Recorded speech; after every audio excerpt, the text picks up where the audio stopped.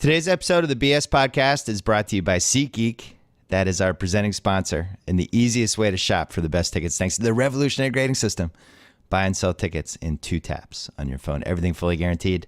Right now, my listeners get $10 off baseball tickets the first time they use SeatGeek. All you have to do is use promo code BSMLB. Download the SeatGeek app today or go right to SeatGeek.com. We're also brought to you by Rocket Mortgage by Quicken Loans. If you're choosing a mortgage lender, work with one that has your best interests in mind. Rocket Mortgage provides a transparent online process that helps you understand all the details of your home loan, adjust the rate and length of your loan in real time to make sure you get the right mortgage solution for you. Skip the bank, skip the waiting, go completely online at quickenloans.com/Bill Simmons. Equal housing lender licensed in all 50 states.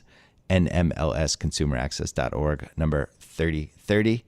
And finally, we are brought to you by Binge Mode, our new podcast that we are launching on The Ringer on June 5th. You can subscribe now on iTunes. I will tell you a little more about it during this podcast, but basically it's a 60-episode binge watch, binge listen for anyone who either binge watches Game of Thrones or already watched it and wants to relive it or hasn't seen it before and wants to experience it in real time.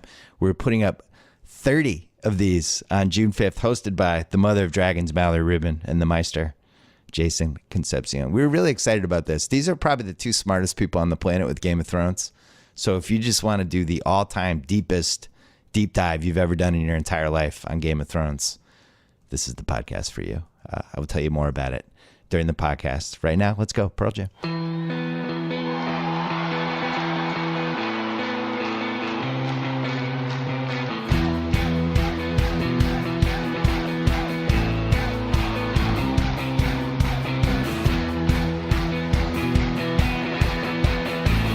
All right, on the line right now, he's in the Bay Area. I was in the Bay Area last night. I zoomed in and out for Game 1. Kevin O'Connor from The Ringer, you wrote a piece about your quick thoughts, the impressions you had on Game 1. We also had Jonathan Charks wrote a seven things breakdown, which he's very good at, about all the things he noticed.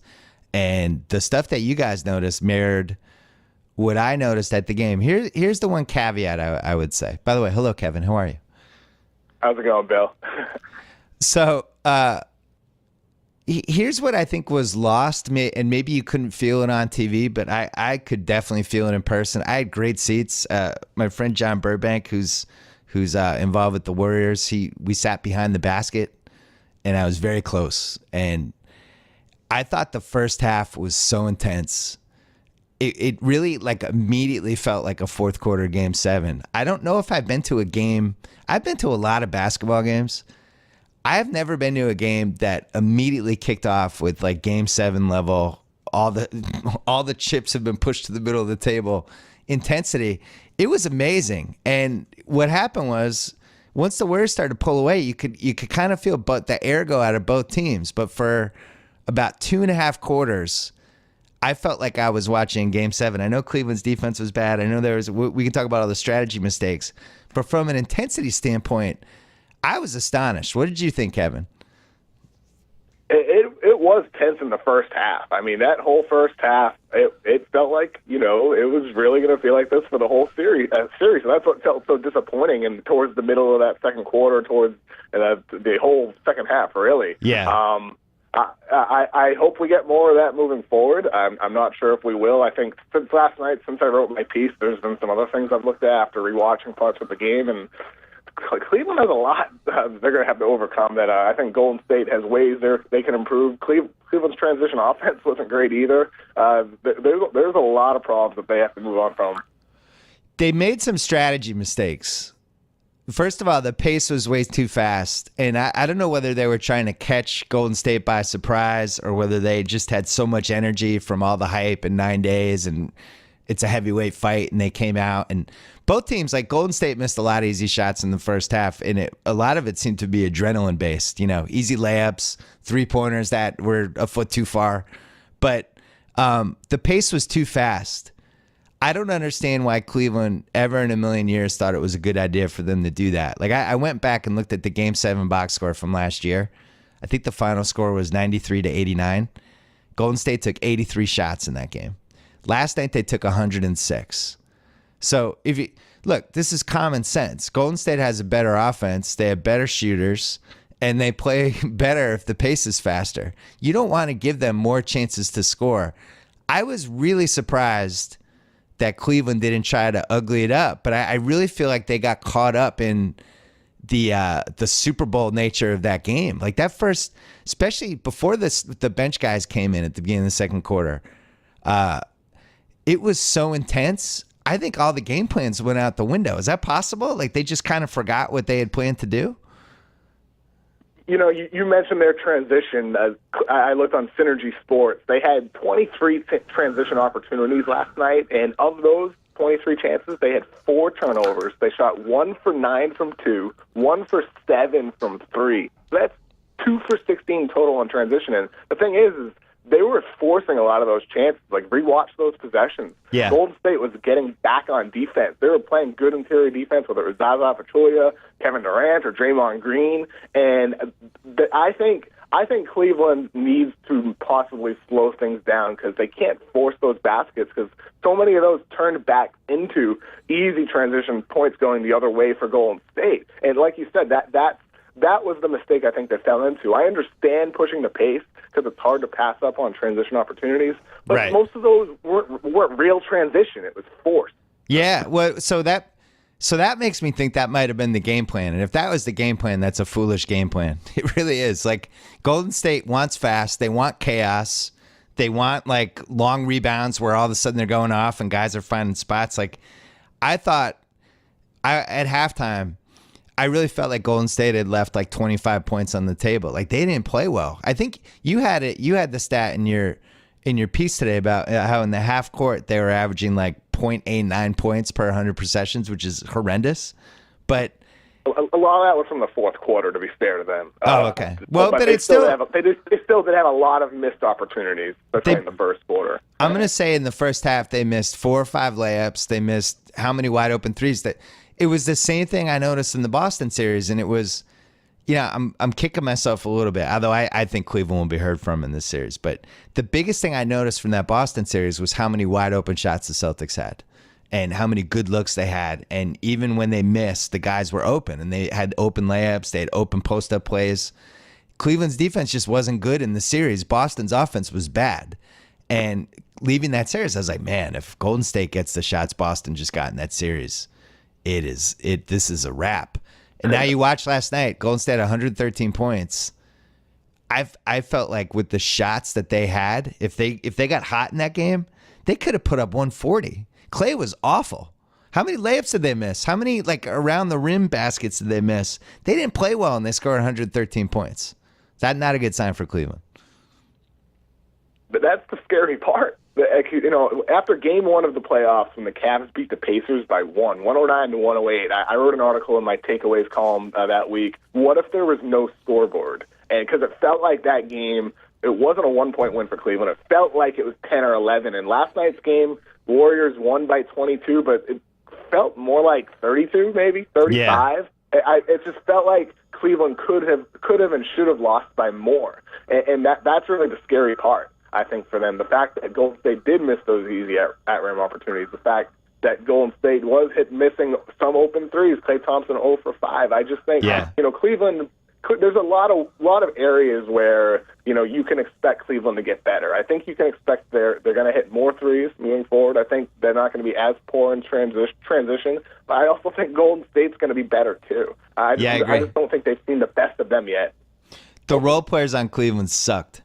If you left that first half, if I said to you before the game, Kyrie and LeBron are going to go off in the first half and Klay Thompson is going to be horrendous, we would have said, all right, Cleveland's probably up at halftime. But nobody else on Cleveland's team showed up. And like specifically, Korver really hurt them. Korver had, I'm going to say either 3 or 4, but I'm going to say 4 wide open threes. That is the whole reason they got him. He missed all of them. Shumpert missed every shot he took. These shots were all going in the Boston series. Darren Williams came in. He was an atrocity. Jefferson looked 5 years older than he was last year. Thompson was invisible. I barely even noticed him the whole game. And, and meanwhile, Draymond and Clay were 6 for 28.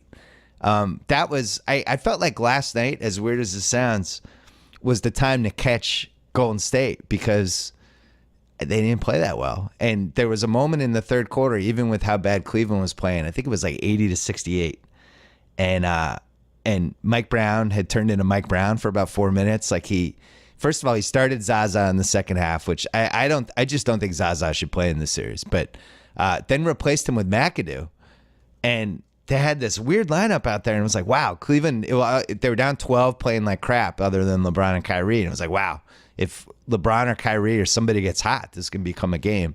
And they just couldn't get it going.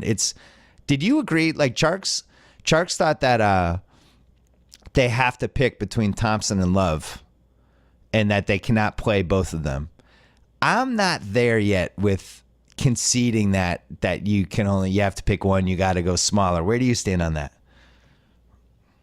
I don't think small ball is always the solution. I think a lot of the time it is. I think for them, to Charks' point, one of the problems is Kevin Love was not good defensively last night. No. And Kevin Love was pretty good defensively the entire playoffs. I mean, got to give him credit where it's due. He was pretty good. The issue is that they haven't faced a team yet, obviously, like Golden State, that can beat him off the dribble. So I think they need Kevin Love to be effective this series. I think you're asking for trouble if you're going small and you're relying on a Richard Jefferson or Darren Williams playing 28 minutes instead of 18. I think you're asking for a lot for those guys playing small.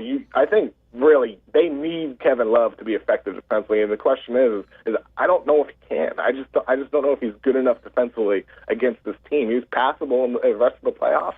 But what does it matter at this point? Well, we haven't even mentioned the guy who was the best player on the court last night, and Kevin Durant. I'm always thinking about. I always have my rankings in my head all the time. I left that game last night thinking like, wow, is that the fourth best forward of all time? Is like LeBron and Bird and Duncan. Is there any other forward ever that's better than Durant? Durant was unbelievable last night, and there was one play. He was trying to do everything, and I think he senses the moment in a lot of ways that this is his chance to really put himself on the map as an all-timer, to go head-to-head with LeBron, a guy that's always had a lot of success against Durant's teams. And he brought everything to the table: the speed, the length, the shooting, the passing. There was one play in the third quarter where Kyrie, I think Curry was out, and Kyrie was going to take the ball out, and Durant just decided he was going to pick Kyrie up full court. Did you notice this? And Kyrie's like, Kyrie's like, really? You're picking me up full court? Durant defending him all the way up the court. Kyrie's like, I got the clear out. I'm going to take KD off the dribble. Ended up trying to go by him and threw it off the backboard. And the only reason Durant did that, I think, because he was trying to show off all these different layers of his game. He was incredible. I mean, LeBron had a 28-14-6 with like 2 minutes left in the third quarter, and he wasn't the best player on the floor. Durant, I thought, was the best player on the floor last night. What'd you think? I mean, I think watching Kevin Durant, I wondered last night, has the game ever looked easier for a top 50 all-time player? Yeah. Has it ever looked easier than it did last night? I mean, those open dunks, the defense, the deflections. I just can't recall a superstar in a situation where it has ever come that easy for the player. It was remarkable to watch, especially his defense. I mean, like we talked so much throughout the whole season about Golden State's offense, but Durant has added a new element to their defense. There's instances where he caused deflections when LeBron tried those cross-court passes, driving the lane and forcing fast break opportunities, or even just preventing an open corner three. Durant was unbelievable. And he was flying. He was like, flying is the word I always use. He was flying around the court. He looked 120% healthy. And, they did something that really made me mad that the Celtics didn't do more of. They were ready for those LeBron cross-court passes. We put in your piece, we put one of the videos of the guys jumping the pass, or Jarks' piece, one of those. But LeBron he loves doing that. He loves driving and just immediately in a split second firing these cross-court passes that nobody sees. And the Warriors were trying to jump them, and specifically Durant and Draymond were just ready. They were locked in on those, and LeBron's going to need a plan B. But, Durant, I always call it command of the room. When you see really great players in person in a basketball game, especially when the stakes are that high, and some guys just kind of own the room. It's the same thing as like if you're at a party or at a restaurant, a club, whatever. Just some guys kind of stand out and have a certain swagger to them. And I felt like Durant had that last night. Like he knew where Jay-Z was sitting. He knew where Rihanna was sitting. He knew where all the celebs were. He just kind of had command of the room. And it was really interesting to watch LeBron try to match it. When LeBron's always the guy who has command in the room, right? So they went back and forth, back and forth, back and forth. And once LeBron realized that he did not have the horses in this game, you could see him kind of ease off the gas pedal.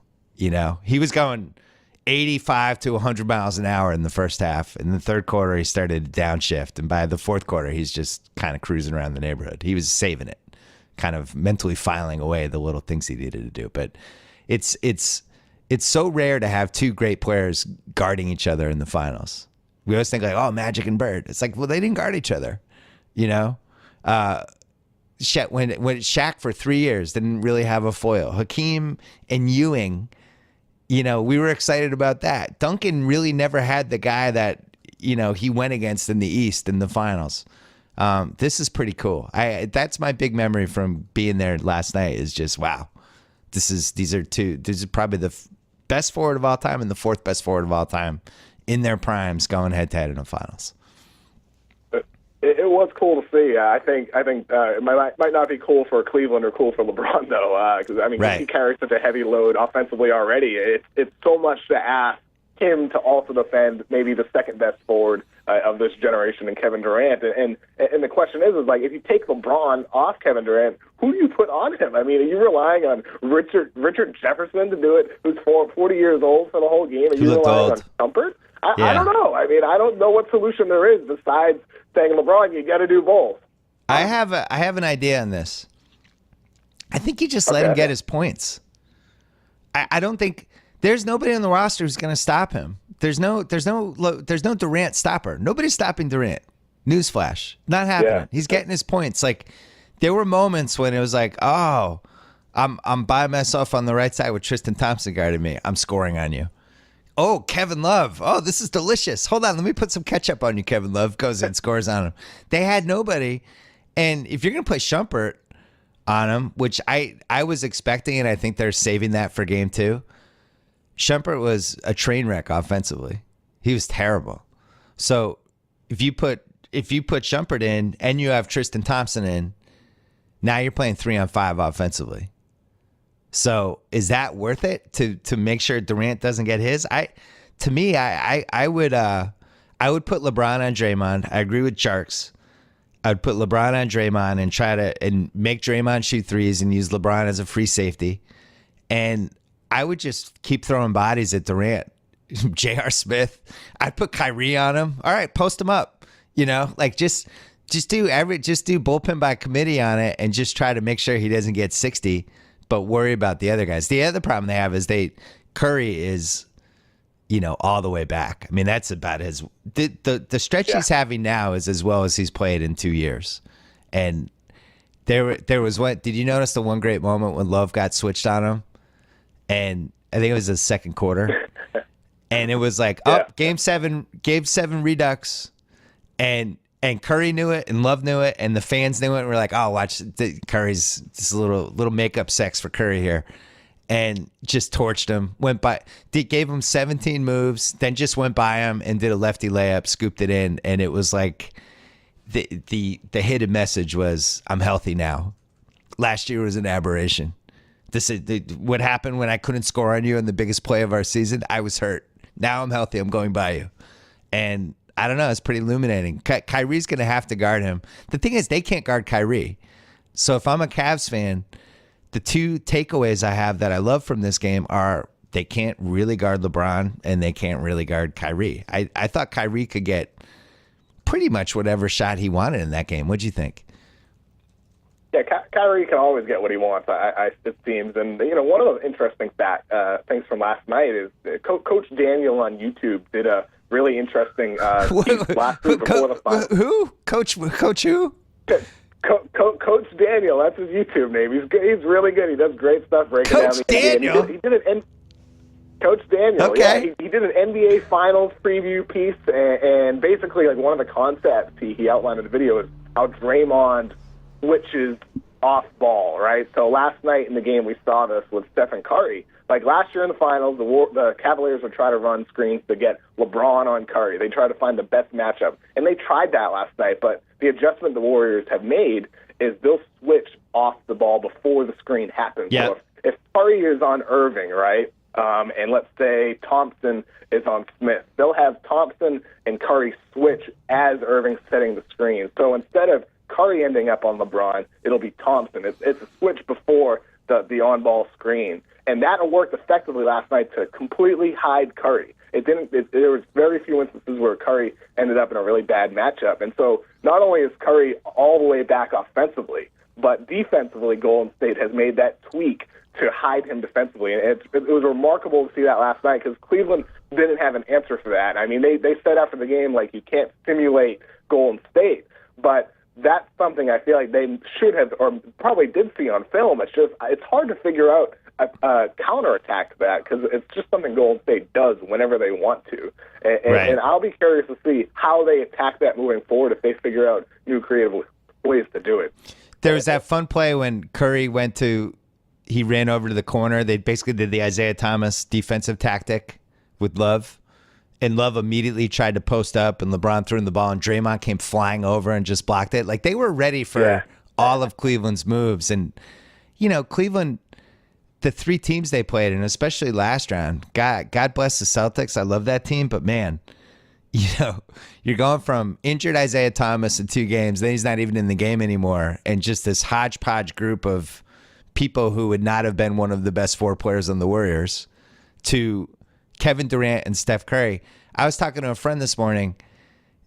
I think Durant and Curry are 2 of the best 5 players in the league, even though there's 7 best players in the league. But you could argue, like, the way Curry's playing now, would you rather have, like, forget the season, forget the MVP, just would you rather have Stephen Curry or James Harden? I think I would rather have Stephen Curry. Like, just like, who would I want in a series? I would rather have Stephen Curry. I think he's in the top 5 somewhere. And they have 2 of the top 5. And I was racking my brain trying to think of any other time that's happened. And it's really, McHale and Bird in 86, Elgin and Jerry in the 70s, West and Wilt Elgin and Jerry in the 60s, West and Wilt in the 70s, Cowens and Havlicek, Dwayne Wade and LeBron in 2011, Shaq and Kobe for those 3 years. This does not happen very often. And I think this is the biggest challenge he's had in the finals ever. Like 2015, he's hurt. They had injury. He wasn't hurt, but they had injuries and there were excuses. There's no excuses. He built this super team and they're all healthy, and it's not enough. And he's going to have to dip into some reservoir that he has not dipped into before, or else they're going to get killed. Last night I was sitting there, it's like the 3rd quarter, early 4th quarter, whatever it was, and I'm sitting there thinking about what are they going to do if we get 3 more games of this? Like, if there's 3 more blowouts, Cleveland gets swept, or even if they lose in 5. Yeah. Like, what answers can they find this summer to solve these issues? I mean, it's a long list. Like, we went through just a handful of them, and there's more that talk about from a roster construct standpoint. It's just it's hard to figure out what they can possibly do to solve this long list of issues. And it's too early to look forward, but at the same time, last night I couldn't help but think about it. Just while sitting there at the NBA Finals, when there's a game being played, I'm thinking forward. Yeah. It's hard to figure that out. So let me put the brakes on for a second. The home team's supposed to win game 1. Only 2 guys on Cleveland played well. They had a bad strategy. And, I think, as I said earlier that they had 106 shots last night and 83 in game 7.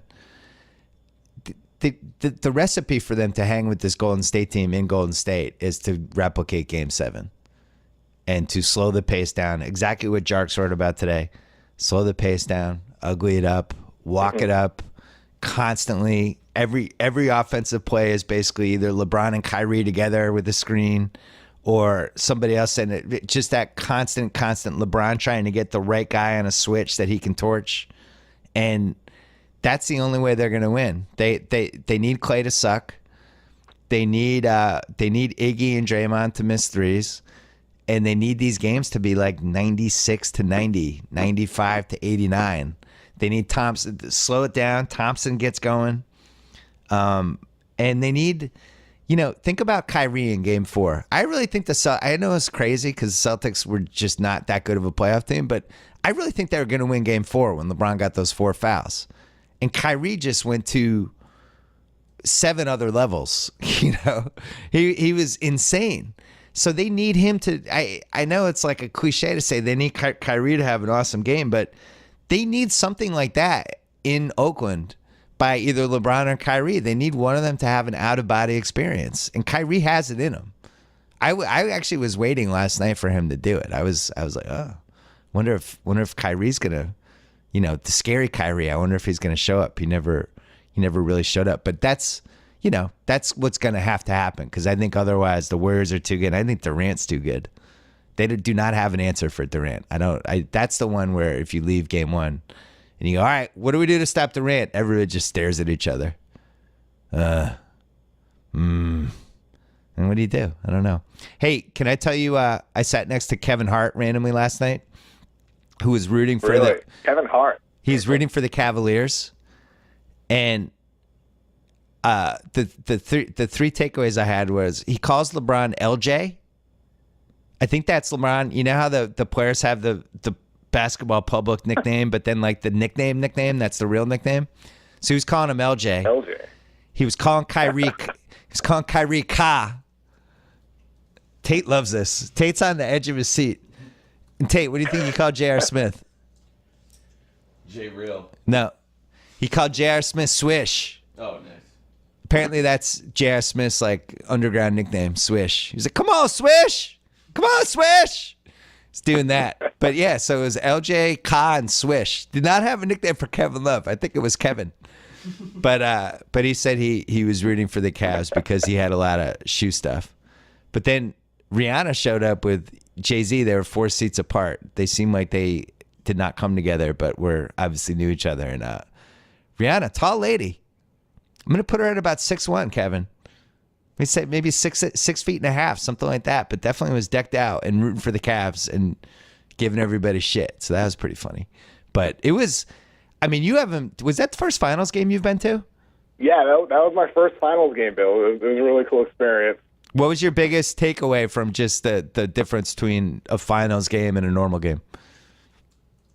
I would say really everything before the game, just how many people are there early. Like usually when you show up to any game, playoffs, regular season, like the arena is really empty or like a couple hours before the game. You can just kind of sit baseline and do your thing.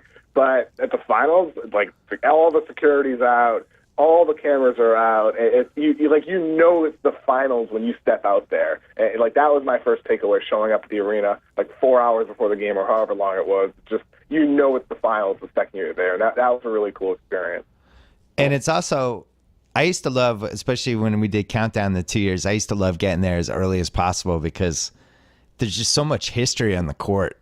Like, oh, there's Isaiah Thomas who's walking around. Oh, there's Barkley. It's like these guys who are like in the top 30 all time are just like become these characters dissecting the game. And then every relevant media person is there. There's a million good conversations to stumble into.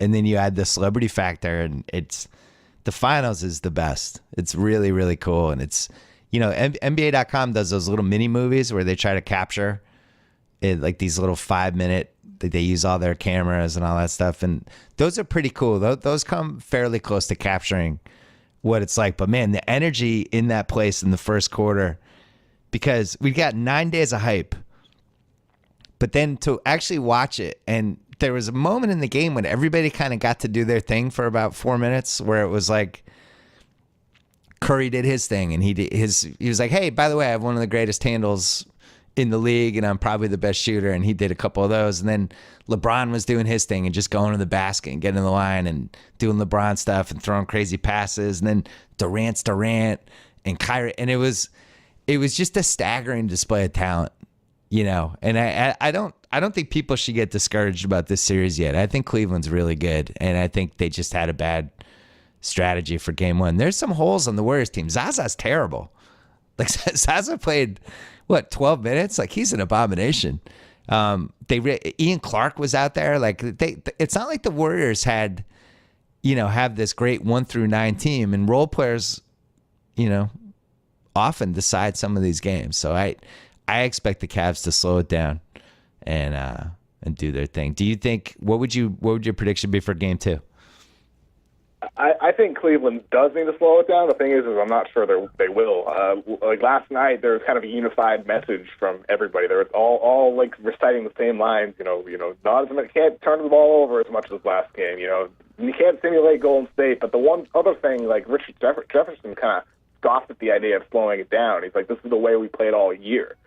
This is who we are. And I just think they're going to have to slow it down. If they do that for game 2, I think if they don't do it for game 2, I think they're going to lose. I think they have a chance, absolutely, if they slow it down. That's like some Atlanta Falcons stuff there, right? Keep attacking. Oh, please give us the ball back. Like, sometimes you have to adjust to what the reality of the situation is, and you're not going to beat Golden State playing small ball. You're just not, and you're not going to beat them in a game where both teams have 100 shots. It's just not happening. You have to. Their advantage, I think, is to. I respectfully disagree with Charks. I think they have to play Thompson and Love, because if they're going to go small ball, now you have Darren Williams and Iman Shumpert, all these guys that aren't good, and you're just playing into the Warriors' hands. The one advantage they have is they can pound the boards, and they have 3 guys who can get 15 rebounds in a game. Thompson, Love had 21 rebounds last night. Thompson, Love, and LeBron can completely dominate the boards in the paint.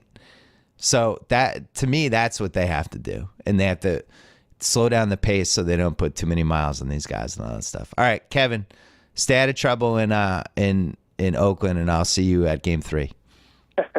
I'll do my best, Bill. All right, take care. Bye-bye.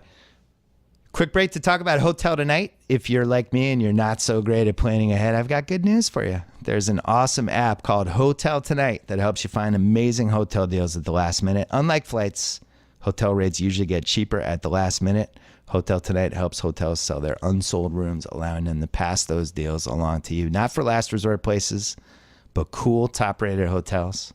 Hotel Tonight has over 15,000 awesome partner hotels in 36 countries.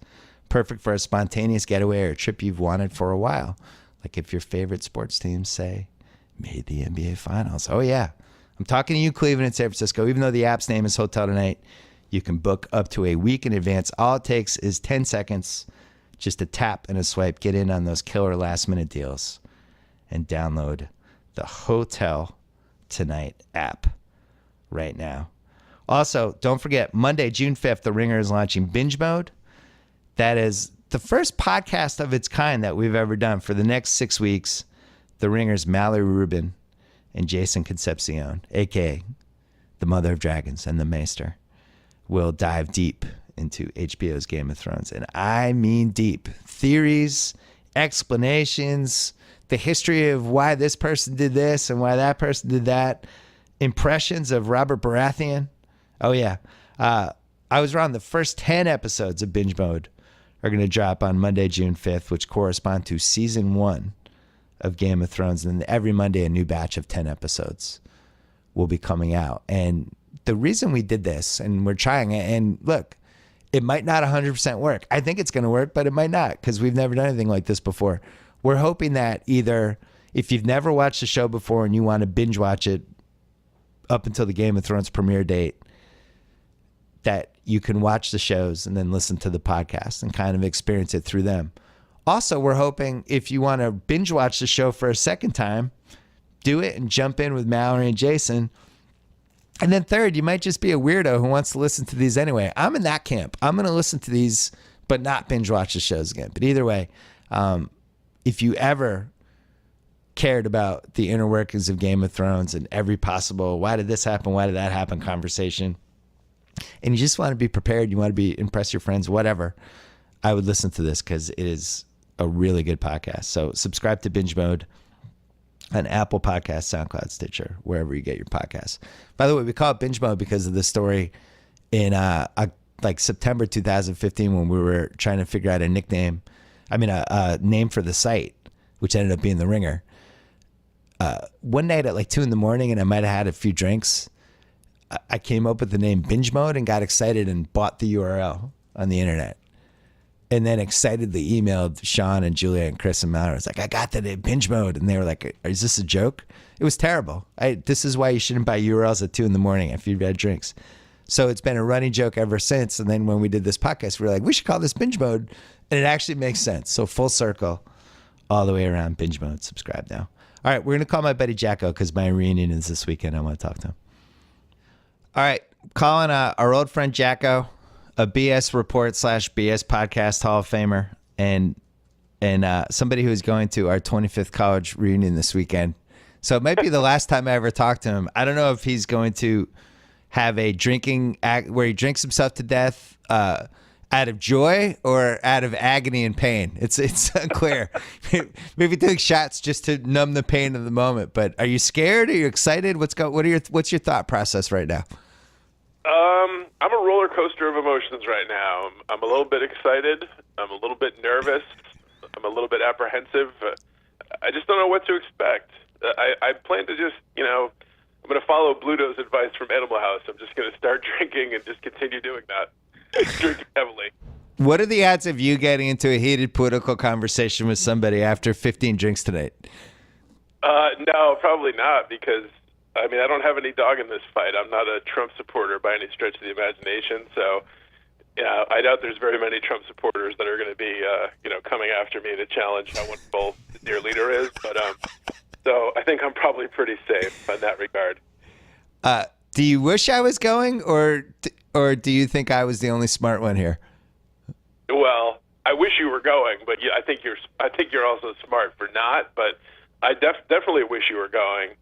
And I wish I could somehow monetize the fact that every time someone asks me, where's Bill or how's Bill, but then I could retire. Just say he's not fucking here. We don't talk anymore. The over-under on where's Bill is about 7,500, and I'm going to bet the over. You have to create some fake story like we had a falling out and we don't talk anymore or something. I'm just going to say, Bill who? Just who, say what? Just say Bill owes me money from 15 years ago and I haven't talked to him since. That's what I'm going to say. That sounds good. Do you think people will bring their spouses to this? Because I always feel like that is the reunion faux pas of all time, is bringing... Well, I looked yesterday because you can see who is going to this thing, so you can see the list of attendees, and the number bringing spouses is very sparse. Good. Now, maybe that's, maybe there will be spouses there and they're just not on the official registrants, but sometimes you did see a few where it was like, so-and-so, and then it had like the same name right underneath it, so it's a spouse. But, if you went to Holy Cross with your spouse, obviously they're going to be there, like our buddy Chip Cade, but other spouses seem to be sparse in attendance. So there's nothing worse than the bummed out spouse who's just being constantly introduced to people who aren't going to remember who they are 10 seconds later. That and also the standing there while your husband or wife does 25 minutes of remember the time we and the spouse just stands there like looking at their shoes, The last reunion I went to was the 10-year and I'd do some things over again. I'll just leave it at that. Haven't been back since. But yeah, it was rough. I think the big difference this time would be the cell phones and God, we sound so old. But the selfies and the pictures, it's going to be, it's funny because we have this Facebook page for our reunion and everybody's been posting these photos for the last 6 months. And Tate, you'll love this. Tate's amused and horrified right now. Tate, when we were in college, we had cameras, and you just had a roll of like 36 pictures, and you just snap pictures, and the roll was done. Then you put another roll in, and then you would bring them to the photo store. Yeah, take it to Walgreens. Right, Yeah. take them to Walgreens, wherever, and you get like all the things developed, and you would. What would we hope for a batting average for good photos from each roll? Right, it was like 36 photos, maybe 5 would be good. Yeah, exactly. Half of them would be blurry. Like you'd be like, "Oh, that would have been the best picture," but the guy's thumb was over the lens, and now it's just like you just keep taking photos until you have a good one. You just keep deleting them. So I'm expecting great photos now from you. You can see what the photo looks like too. Because Right. You couldn't do that in the old days. We didn't. There was nothing on the back of the camera to see how it came out. Well, and You had then to wait till you roll back from Walgreens after you dropped it off for an hour or 2 hours and get it back. the photos were incredible. I'm always amazed thinking back too about now that cell phones are so ubiquitous and we can't do anything without our cell phones. Like, how did we ever meet people? Like, if we were having I a don't party, know. or if we were going to a party or a bar, like, how did we ever meet up with people pre-cell phone? It's the biggest. It's really crazy. It's the biggest thing that I can't wrap my head around when I think back to college, where,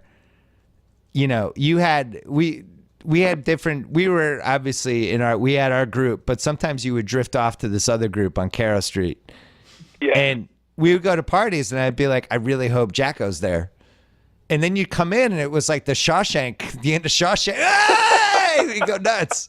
Now we would just text each other. Hey, you go to Right. all right. I'll see you. I'll be there at 10:15. But there was a level of excitement that just I can't imagine cell phones would match. I mean, you probably See, spend kids more miss that time. today. You'd spend more time worrying that your cell phone was going to run out of batteries. I guess. God, we sound so old. This is Right. great. But Ridiculously old. so the reunion. Yeah. Do you have a plan? Is Friday night going to be the big night? Saturday? What are you going to do? Just full throttle 2 days?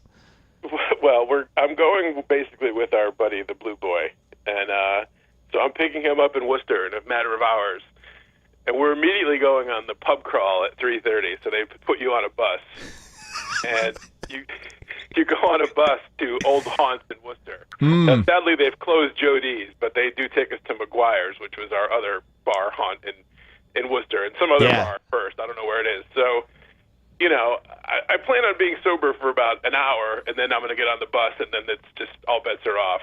So then, then you hit the ground running at the pub crawl, and then at night tonight they have like a, cocktail party, DJ, dinner thing.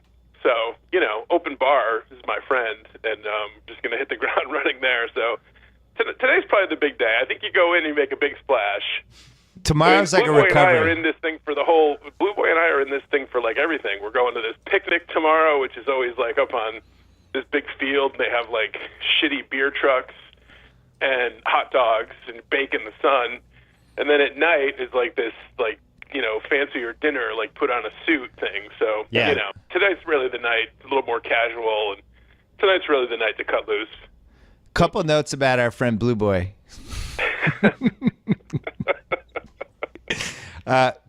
First of all, one of my good friends, he's never been allowed on a podcast in 10 years. So I think that's, let's start there. Just not allowed. Just not going to happen. Why don't you tell the story of how he got the nickname Blue Boy? Well, I couldn't testify to this, but apparently Blue Boy was the name of a male-exclusive pornographic magazine back in the day. Yes, it was. And he had yes, it was. Says Bill definitively. And Blue Boy had a blue car, and his older brother gave it the name Blue Boy in deference to the magazine. And so he would call the car Blue Boy, and so we would be hanging out at our house, and we would see the car come in, and we would go, Blue Boy! And then somehow the nickname moved from the car to him because he was the sole driver of the car, so he became Blue Boy in honor of his car, in honor of a male-exclusive pornographic magazine. That's our friend Blue Boy. And and that's he I don't know what he's going to be capable of this weekend, but I'm surprised. Yeah, I'm surprised he's in for all of this, and like really, he's the most excited person I know about this. So that troubles me a little too because I just don't know what to expect. Now I wish I had gone. I did. Now I wish have you did regrets. too. Yeah, it was a really poor performance. It's I got sidetracked by the finals and this thing, the soccer thing, and for my daughter. They have and- the finals. They have the finals every year. Your 25th reunion comes but once. I know, but really, I just want to see you guys. We could do that anywhere. Yeah, that's true. We'd all end up just hanging out in a group together anyway. I will take copious notes and give you a full report. Believe me.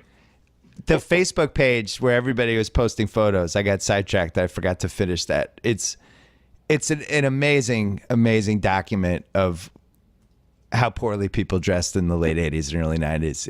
It's staggering. We might as well be wearing Amish clothes from like the clothes they wore in Sturbridge in the 1780s. It's the giant sweaters. Somebody posted a picture that I was in a couple days ago where I'm wearing. We were at some function. I'm wearing a gray suit and a black shirt and a black tie. Yeah. It's like it looks like I'm going to an 80s party where I'm trying to parody an 80s outfit, but that was actually the outfit, and I thought it was a good idea. It is incredible. I remember when you wore that and you were all proud. Like I you was were like, oh yeah, look at this. There's another one where, for some inexplicable reason, another picture where you're wearing like an Indiana Jones hat. Yeah, that's true. Remember, I got that hat in the Bahamas. Remember, it was like a hat made out of like a banana tree or something. And then I brought it back and wore it in Worcester, Massachusetts, inexplicably for like a month. I don't know what the. Oh my God! What's scary is, I'm half Italian. For whatever reason, the half Italian became full Italian with the way I dressed in college for like 2 years, Right. leading to that black suit. I'm gonna put. You know what I'm gonna do for America? I'm gonna put on my Instagram. I'm gonna put that picture on because I really can't describe how bad the outfit was, and I'm gonna put the hat picture on too. You can get both. But these pictures were hilarious, and then all of a sudden there was a little bitterness this week because some people were mad that they weren't in the pictures. Right, It's like, well, just right. post the pictures. People are just posting pictures of their friend groups. I know that. I That didn't led understand down a that. whole rabbit hole of like about in groups and out groups and people. Not to mention people are 47 years old, by the way, Right. and we're still talking about like cliques and in groups and bitterness from when you were 22. Like let's move on, folks. Guess that what- should be fun. guess what Hopefully some of happened- that tension comes out after a few cocktails. Yeah, like, hey, settle down. Yeah, guess what happens in college? You show up and you become friends with whoever's in the rooms around you in your dorm. That's what Right, happens. right. 97%. Tate, your best friends from Exactly. college? Yeah. What are they from? Well, they're from North Carolina. They're from college, but were they from your freshman? Yeah, from the floor, from the same building. So Jacko was in the room next to me freshman year. Wow. And one of the reasons we became friends was because he didn't realize I was home once, and he was just belting out the lyrics to The Unforgettable Fire by U2. That happened a lot in college where people didn't realize somebody was in the next room and they were just like kind of really feeling themselves and belting out songs and stuff. But yeah, Jacko and I were literally next to each other. Joe House was 7 rooms down. And that's it. That's who you end up being friends with. It has nothing to do with like in groups or whatever. It's just you're friends with who you were next to as a freshman. You're 18. Right. What do you think the toilet situation is going to be like? Is it going to be as bad as it was when we were in college? Did they solve that? Well, the good news is like we're staying in some new residence hall that didn't exist when we were there. Yeah. And according to the reunion thing, every room has a private bathroom. Oh my So, God. so it's just me and the blue boy sharing our bathroom. So pray for that one. But we don't have to have like a communal one with like 30 people using it. So that's good. Wow. Tate, what We have else do you want? a private shower and a private bathroom and air conditioning. Tate, what else do you want to know from the reunion pregame show? Hold on, let's give the reunion pregame show a sponsor. Actually, this reunion pregame show, all right, we have a special sponsor. It's Stamps.com, our old friend. Convenient, easy, reliable, flexible. My favorite words to describe Stamps.com. Why not avoid the post office? Why would you print official U.S. postage with your own computer and printer?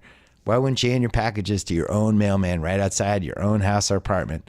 Sign up with Stamps.com. You can automatically calculate and print the correct amount of postage for every letter or package you send. It's the Postal Service right at your fingertips. Any letter, any package, any class of mail. You're in control of all of it. They'll even send you a digital scale to automatically calculate exact postage, and they'll help you decide the best class of mail based on your needs. Right now, use my code BS for this special offer, a 4-week trial, plus postage, plus a digital scale without long-term commitments. Go to Stamps.com, click on the microphone at the top of the homepage, type in BS. That's Stamps.com, enter BS. Sign up today. Stamps.com. Never go to the post office again. Back to Jacko. Wow, who knew the Reunion pregame show was going to have a sponsor? That was so exciting. I'm going to see if I can get the bus driver to play this on the pub crawl. Hey guys, settle down. Listen to my podcast. Hold on, we gotta quickly talk about the Yankees because Okay. Aaron Judge is on pace for 85 homers or something, and is clearly headed for 5 years from now, talking in front of the senator committee, testifying, saying he's not here to talk about the past. I don't think there's any question anymore. I'm kidding. He's been fantastic. Is this your favorite Yankee since Jeter? Where does he rank right now? Oh God, yeah. No, I love Aaron Judge. I love Aaron Judge. He's been everything we hoped for and more. I mean, they brought him up in September and he hit like 200, struck out left and right, and I was like, he's probably too big of a strike zone. And this year he worked really hard in the off season apparently, and he's just like absolutely caught lightning in a bottle, and he's like says all the right things. He's super humble. He's like the toast of New York. He did a funny bit on Jimmy Fallon where he like interviewed people outside Yankee Stadium pretending to be a sports reporter talking about Aaron Judge, and they didn't realize it was him. And he was really good. The kid's like 24 or 25, and he's like this quiet kid, and he was like really a natural, like acting, and like it's just you couldn't have asked for anything better than what he's been so far. Not to mention the numbers he put up. Girardi had to move him to the 3-hole yesterday because he's like the best hitter in their lineup, so it makes sense. So you're back. You're starting to great defensively too, everywhere. You're feeling like this is a little 95-ish? I do feel a little 95-ish. I mean, they got these, he came up and has been phenomenal. They're getting this pitching they didn't expect from Severino and Pineda. Yeah. And, they got a good mix of like young guys and older veterans. Matt Holliday is apparently like a great clubhouse presence. Gardner has been the best player in baseball in May. They got these young kids producing.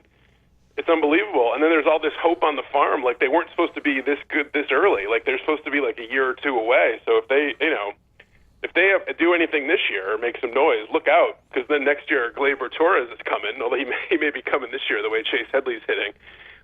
He may be the third baseman before long. So you got all these kids on the farm. They got the ability to make some moves because they got such a deep farm system. It's fantastic.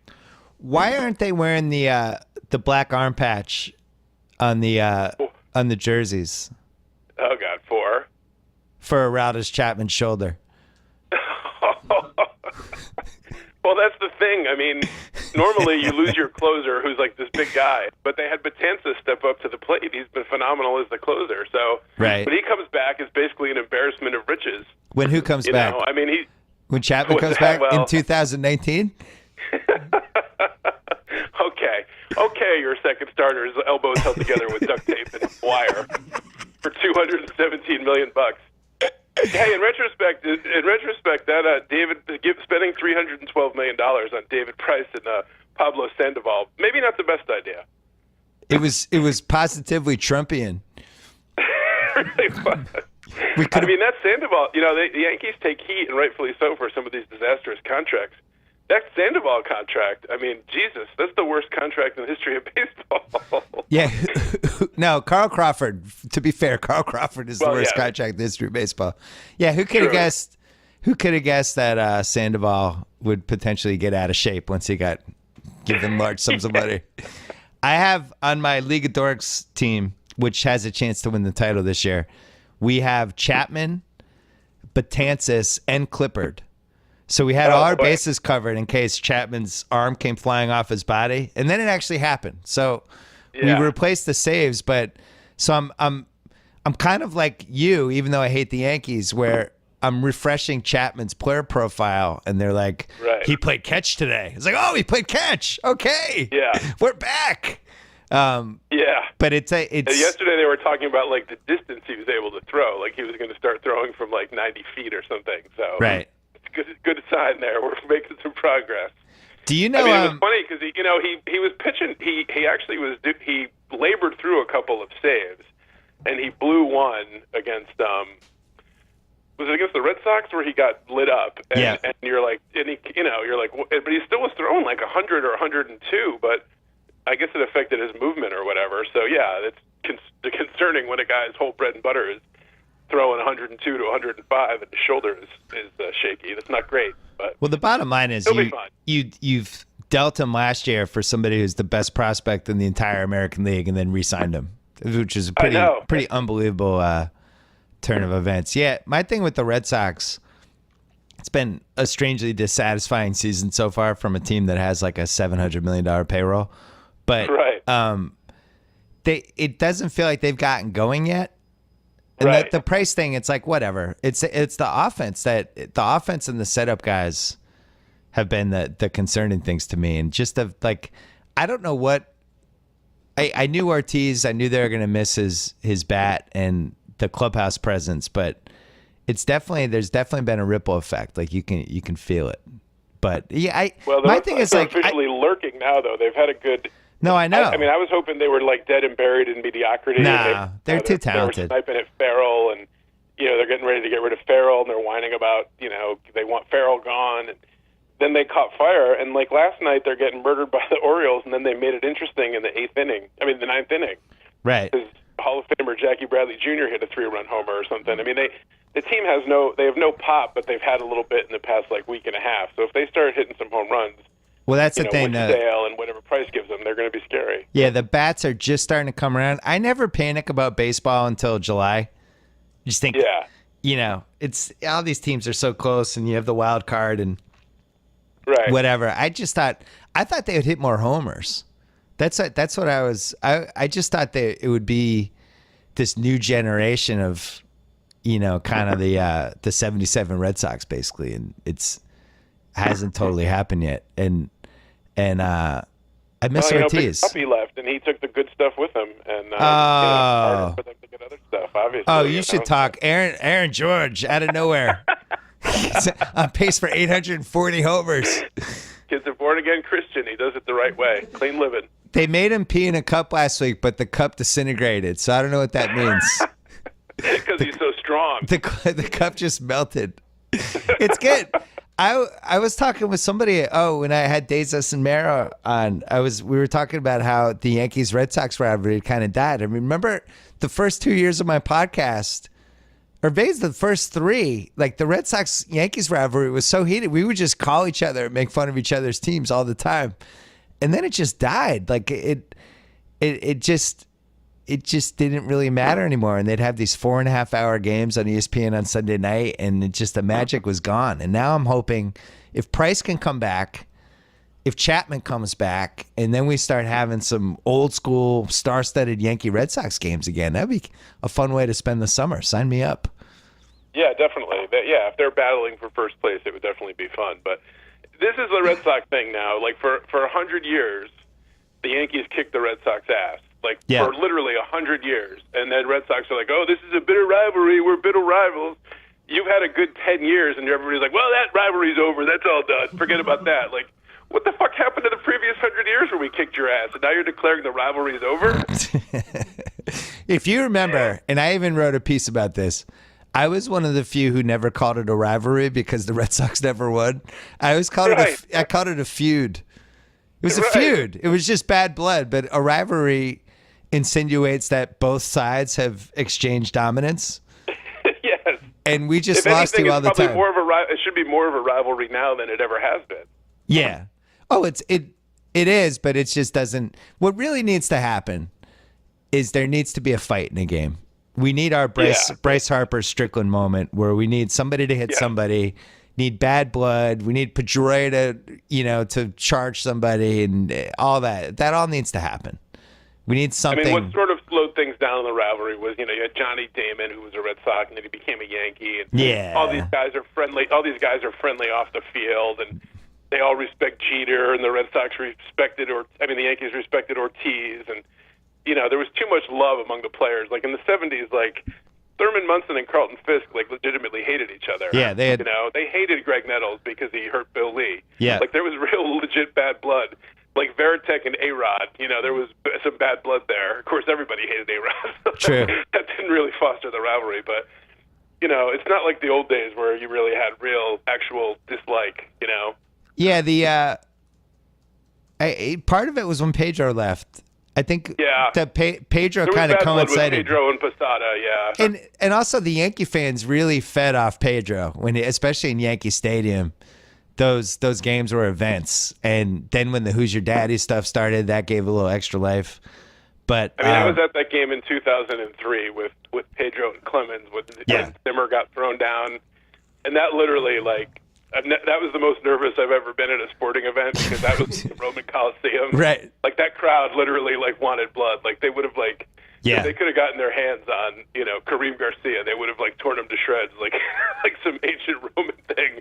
That was really ooh, this is getting a little too intense. And then the Red Sox won in 2004, and I think that released a lot of the pressure. It was like opening a valve. So yeah, you had Clemens, who he hated, Paul O'Neill, who everybody hated, and who remains one of the most loathsome players who ever laced up baseball cleats.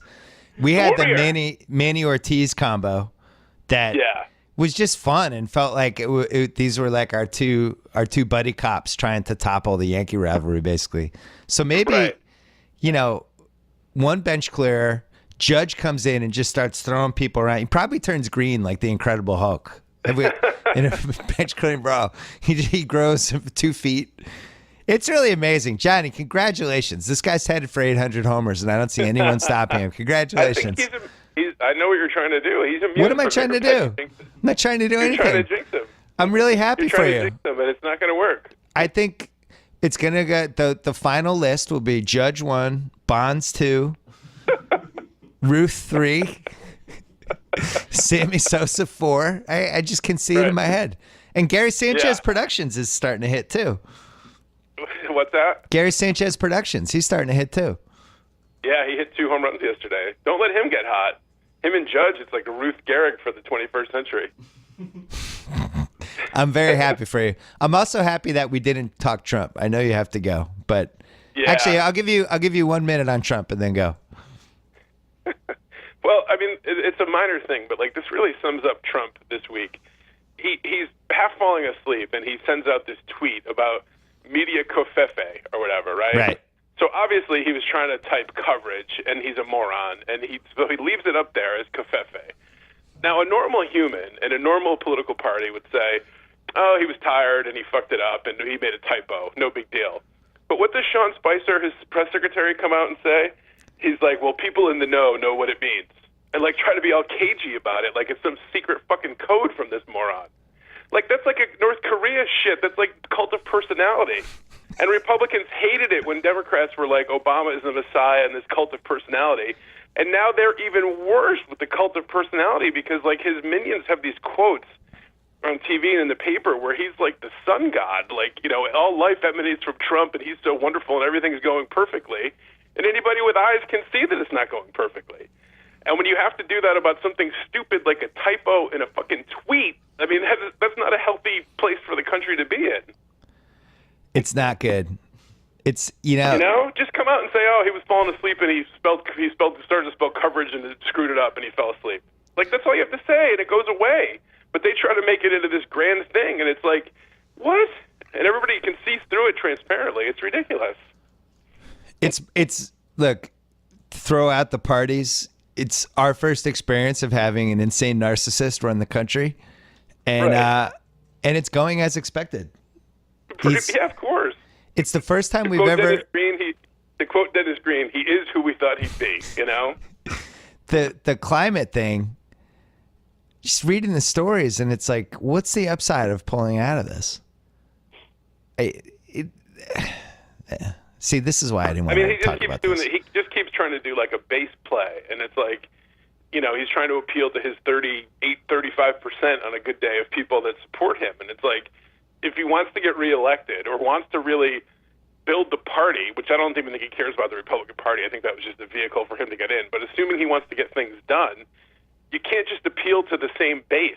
You know, I know it worked once, and independents, I guess, were willing to take a chance on him because of his amazing business acumen or because they didn't like Hillary or whatever. But you can't count on that same base. You can't count on those same voters being there in 2 years for the midterms and 4 years for the election. Most presidents try to like expand that so they have some better prospects of getting things through Congress, where Congress is afraid, oh God, he'll come in and campaign against me, but nobody's afraid of him. Can you give me, as a Republican, 2 positives from the Trump presidency so far? Well, I mean, this guy Gorsuch that he put on the Supreme Court is a good thing. And he has, he's put some. I like this guy Mattis, who's like the, Secretary of Defense. So some of his cabinet officials I like. But that's about it. But I mean, he's causing horrific damage to the Republican Party because they're going to wear him like an anchor for generations to come. Well, at what point do some people start to gravitate away and start working against him? Well, that's what I've been waiting for. But I mean, so far, nobody in Congress has a backbone to do anything. They're all deathly afraid that he's going to, tweet against them or call them out. And I have no idea why they're so fearful of him, or they're so fearful of his base voters, I guess, that in Republican districts that they could get hurt. But one, I don't know that that's really the case because, where are they going to go? And two, the guy is wildly unpopular. The smart play is to do the right thing and stand up for conservative principles and don't fall into this, North Korean cult of personality that he's developed. But they haven't done it so far, so I don't know what will be the breaking point, I have no idea. You know what I'm starting to think? There might be something to this Russia stuff, Johnny. You heard it from here. You're here to hear first. Might be something. I don't know. Something's fishy about this whole thing. Look. Well, what worries you, of course, is that Russia has some shit on him, like on video, although I don't know what it could possibly be that would hurt him, because there's already so many bad things that have come out that should have hurt a regular candidate. But either they own him financially or they own him because of some dirt that they have on him, and they obviously wanted him to get elected because they thought he could be compromised. And then, if some of his campaign surrogates played with footsie with WikiLeaks and the Russians, it's not good, obviously, but so far there hasn't been any evidence to definitively prove that. Now, maybe with Comey stuff and everything will come out, and that'll be proven, but so far it's a lot of smoke without any fire. Well, it seems like he started a war with the intelligence community, which is not really who you want to go after. Yeah, that seems like a bad idea. Seems like a bad idea. Know where all the bodies are buried, literally, So. They know where every single body possible is buried. It's funny, the cable channels have been showing all the president's men a lot lately, and I don't think it's a coincidence, but... I'm sure more is going to come out. Anyway, all right, you have to go. Johnny, have fun at the reunion. Give everybody a big hug for me. Send me lots of pictures and texts, and I'll keep talking to you over the weekend. Sounds good. All right. Take it easy. Bye-bye. Bye. Before we go, I wanted to wish everyone at the Ringer a happy 1-year anniversary and thank everybody for spreading the word for us. We announced earlier this week that we are moving platforms from Medium to Vox, which is something that we've been thinking about for a while, trying to figure out how to build a bigger website. Medium was fantastic for us we were able to basically launch our site 9 to 10 months before we could have, and we were able to, in that first year, try to find a bunch of young talent that we liked, try to build a multimedia business from scratch. Tate was our first employee, who I think I hired him in October 2015, somewhere around there. Now we're up to 70, hoping to have another 15 or so over the next 9 months. The site itself is doing really well. We're up to 5 million uniques a month, and that's something that once we have a homepage that we can show some more stuff, and we're able to promote, especially the podcasts and videos and things like that, and have a bigger umbrella. We actually have a lot of traffic of people that come to our homepage, which is a little unconventional. And that's something that Grantland also had, where people just go and they know that we're not putting a ton of stories up every day, but the ones we do, we put some thought into why we put them up there.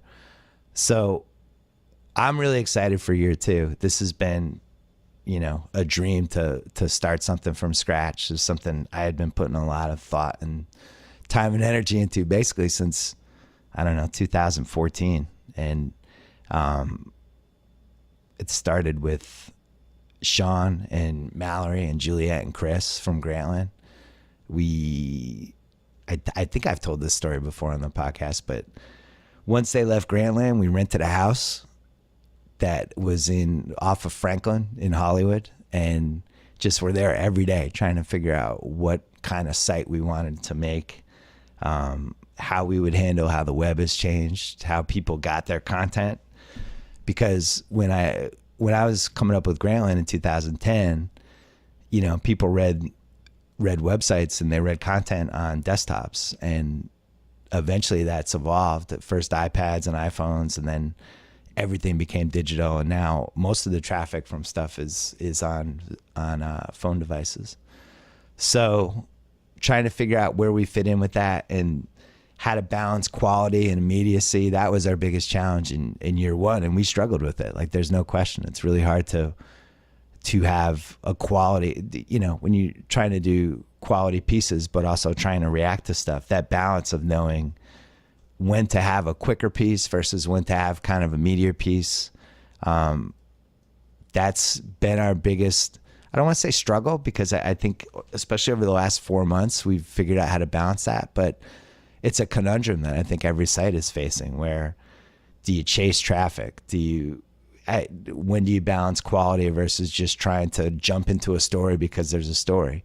What we found is a lot of times the story has maybe a 3 or 4 hour shelf life, and it's really helpful to have a good, short, well-written piece that can play off that, because there's a 3-4 hour span where people just want to read about, oh, Paul George got traded to the Lakers, I want to read about this. And you kind of have to be in the mix there. At Grantland, we didn't have to be in the mix. We were part of ESPN. We were able to kind of be over to the side, and ESPN could handle all the hard news. If you wanted hard news, breaking stuff right away, ESPN was right there.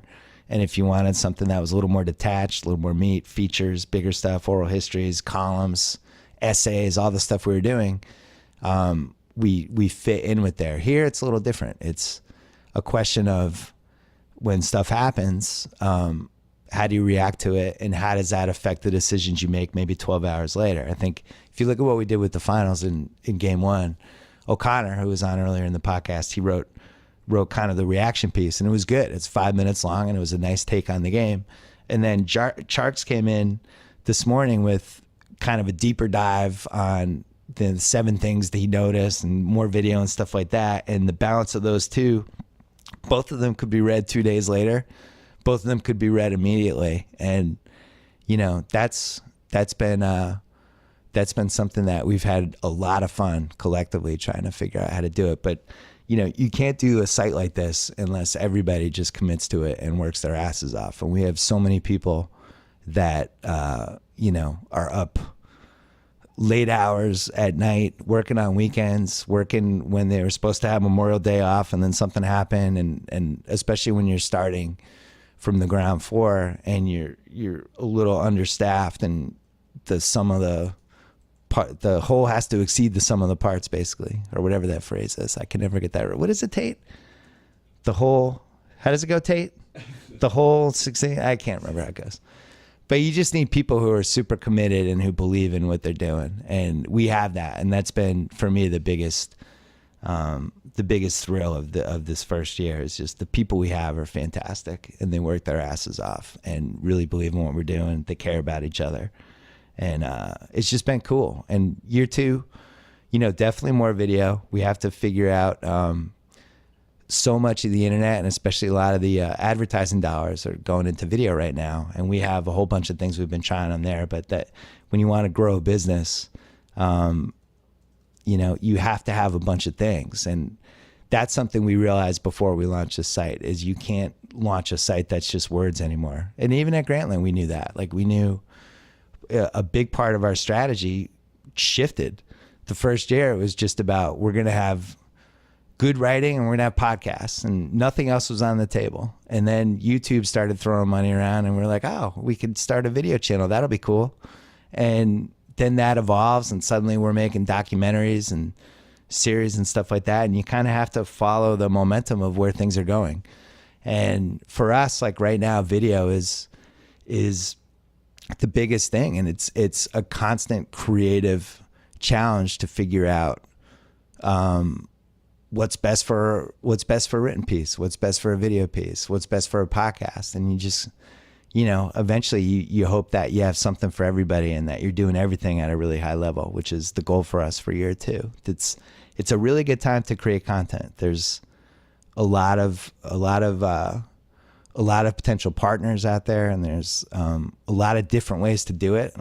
And everyone who's doing this is trying to figure it out. Some people are doing it better than others. We're just happy to be in the mix, and it's been just a tremendous year 1 that we've all really loved making the site, creating it, and the ebb and flow of doing it. Even if it wears you down sometimes, it's definitely worth it, especially when you have days like yesterday where we had just so much good content, and it's going to keep getting better. And you go into year 2, year 3, you figure out what you need. It's almost like building a football team. We need a corner. We kind of need a backup linebacker. You know what? We could get better in the kicking game, and you just keep adding until you keep getting better. So it's been awesome. But I want to thank everybody that worked for so hard for this last year, because it's been awesome to watch. It really has. It's been certainly the most thrilling experience of my career. Anyway, thanks for listening. Enjoy the weekend. Don't forget to subscribe to the Binge Mode podcast, which is launching on June 5th. And don't forget about the Larry Wilmore and Cousin Sal podcast, because those launched a couple weeks ago. And check out theringer.com. I'm going to try to write something about the finals next week, so stay tuned for that. But we have a ton of great basketball stuff up there, so you can hear all of that. And if you missed Ice Cube, who I did a podcast with on Wednesday, he was fantastic. And I should have put more thought into how cool that podcast was going to be, because I was surprised. I was like, why am I surprised that Ice Cube is great on a podcast? Because he was awesome. The stories he told were great, especially about LA and 87, 92. So that was pretty cool. All right. Shout out to Holy Cross. Enjoy the weekend. And I'll be back next week on the BS Podcast.